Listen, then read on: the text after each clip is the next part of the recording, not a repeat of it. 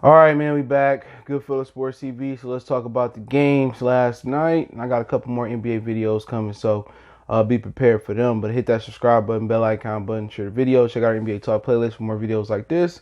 And as we wind down to it's no games on certain days, we almost get into the conference finals, then I'll start doing live. So, but we can start off with the Boston game last night. Kemba Walker legitimately played 52 minutes and scored 5 points. And this is what you got to watch out for. You can call it the Kevin Love syndrome or whatever you want to call it. Kevin Love put up huge numbers on a bad team, but when he got with LeBron, he didn't really replicate those numbers to come close to it. And Kemba Walker looking like the same type of thing in Boston. Just this time in the playoffs. Now, I know he was dealing with an injury, so there's an asterisk by that. Not sure he 100% healthy, but Kemba Walker ain't doing what he's supposed to do. If Kemba Walker been consistent and do what he supposed to do when he did what he did in UConn, he put up the numbers that he did in Charlotte, then this series would have been over in like 4 or 5 games at the most. So Kemba scoring 5 points in 52 minutes last night, not going to cut it.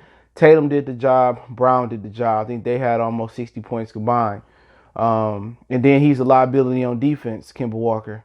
Anytime Kyle Lowry get on him, he back him down, bully ball, score on him. So Kemba Walker ain't living up to the bill. Now, is it because of injury? Could be, but he not living up to the bill. And this is why you don't always take the money, right?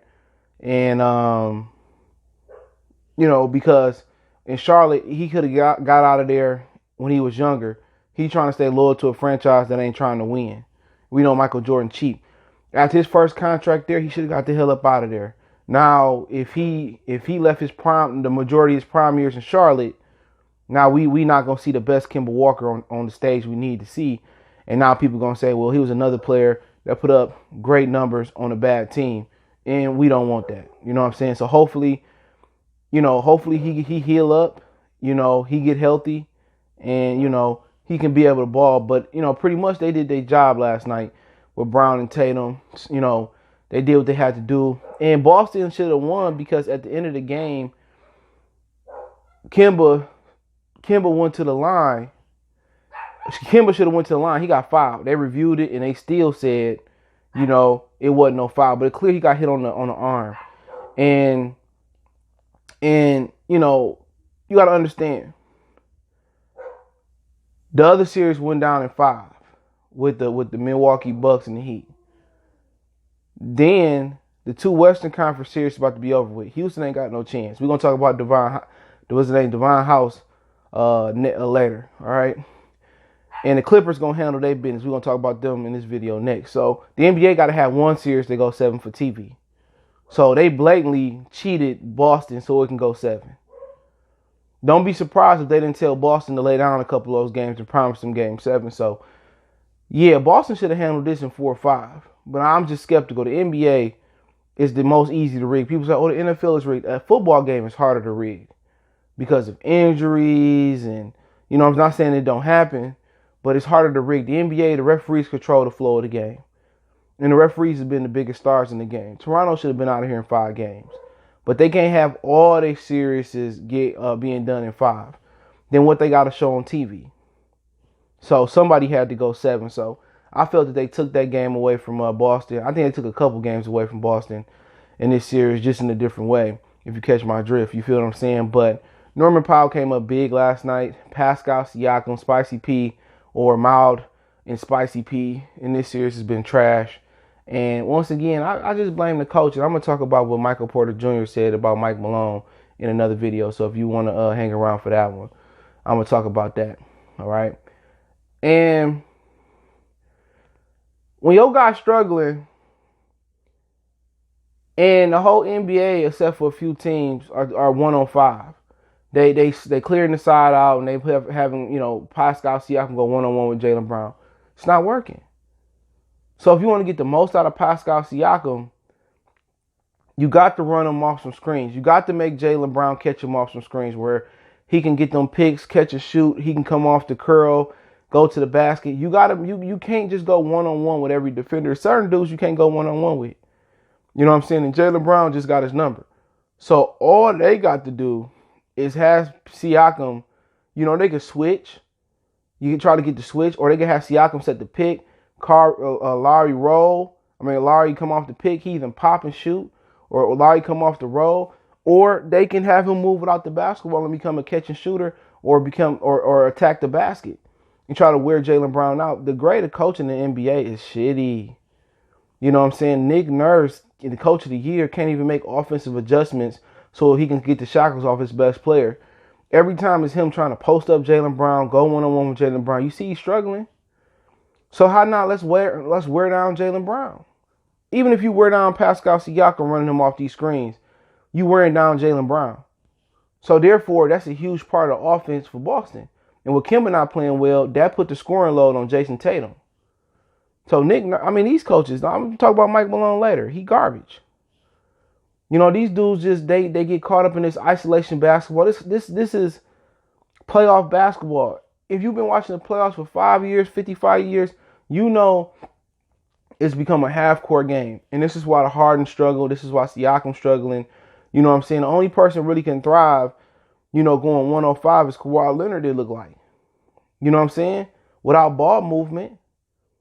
You can't just have, you know, these dudes going 105. Kawhi's just a complete player. And sometimes he struggled. He didn't have no points in the fourth quarter the other night. And he going 105, taking people off the dribble. Ain't no more motion in offense. Everybody just sit here, watch the dude pound the ball in the ground. He drive to the basket, they kick and they shoot. It's just the NBA. If you remember the NBA, you go back and watch them in this golden era. This NBA get a fat F from me. Not even an F+. They get an F. You know, just how much they destroyed the culture, just how much they destroyed it being no boys allowed, and just the coaching is at a minimum right now. It's not a lot of good coaches left. You know what I'm saying? I'm surprised they still calling good inbound calls, you know, plays. You know what I'm saying? Because Pascal Siakam, they should be getting him in situations where he get easy buckets, where he could come off a screen and catch and shoot. And these coaches is garbage. Everything is isolation basketball. Steve Kerr and Popovich, I can only think out the gate, them two really run sets. Them the only ones that run sets. Everybody want to go. It's either isolation, 105, 105. It's either pick and roll. They don't even pick and pop no more. It's just pick and roll in isolation, 105, 101, 105, excuse me. That's it. You know, and it's sad, man. If Nick Nurse can easily get the shackles off Pascal Siakam by drawing up a better offense itself. Well, let's move on, right? Well, they going to Game 7 Thursday, so they got to have something go to 7. You know how the NBA is. They got to get that TV money. They can't have all these series ending 5 or ending 4. They got to go to 7, so it's rigged. So anytime you get to a situation where a league looking for money and they got multi-game series, it's tough. The NBA got the worst playoffs. People don't want to believe it, but they got the worst playoffs. Plus, with the refs trying to help certain teams get where they need to get to, hockey don't give a fuck. 8, 7, baseball don't give a hell. You know what I'm saying? It's tough. But let's continue on. You know, the Clippers last night, they handled their business versus the Nuggets. I thought the Nuggets at least get 2 games. It's still possible, but you know, right now, you know, all the Nuggets gotta do is stop Kawhi Leonard. I guess Will Barton being out there kind of hurting him a little bit, but all they gotta do is stop Kawhi. Kawhi was only one above like a dub last night. Paul George didn't do nothing. Patrick Beverly running his mouth. He didn't do nothing offensively. Montrezl Harrell, I think, had the second team high at 15. It's the Kawhi Leonard show. You know what I'm saying? And I don't blame the Clippers trying to get Giannis. They need to get Paul George the fuck up out of there because Paul George ain't shit in the playoffs. I mean, he is an inconsistent dude. Very inconsistent. And you got to blame that on Doc Rivers again. Doc Rivers is another coach that don't run no plays. You know what I'm saying? Like, he got Kawhi going 1-on-5, and if it wasn't for Kawhi being a great one-on-one player, they'd be in some trouble. Lemon Pepper Lou only poured in 12. You know, so we get in a situation where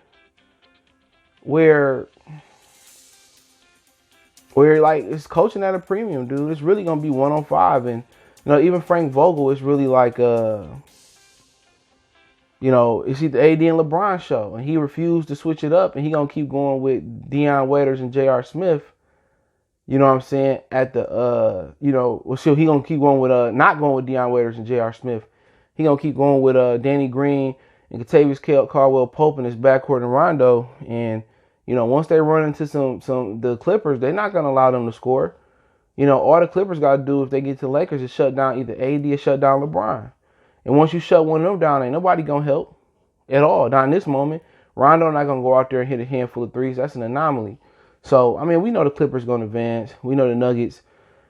Mike Malone, he another coach that just do isolation basketball. He go one on two with Giannis and Murray. He act like he don't know how to utilize nobody else.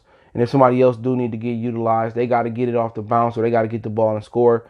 Michael Porter Jr. had the high hand last night. They went away from him.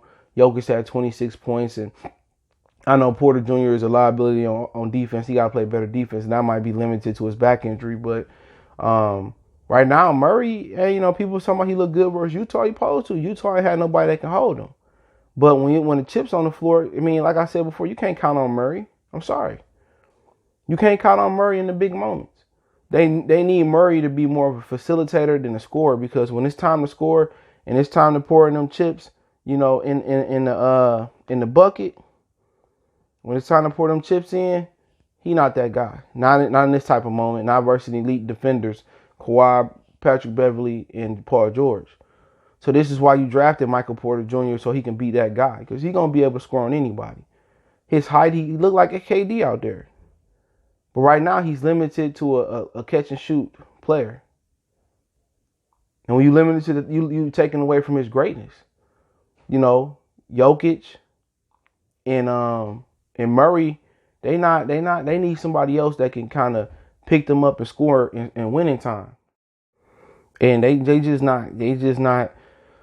I don't think Murray just got the ability to elevate his game to the next level in these type of series. It's a reason why he ain't scoring like he supposed to score, is because the defense too good. He can't go 1-on-5 and go off the dribble and beat these guys. Mike Malone ain't calling no plays where he can get easy buckets cutting to the rim.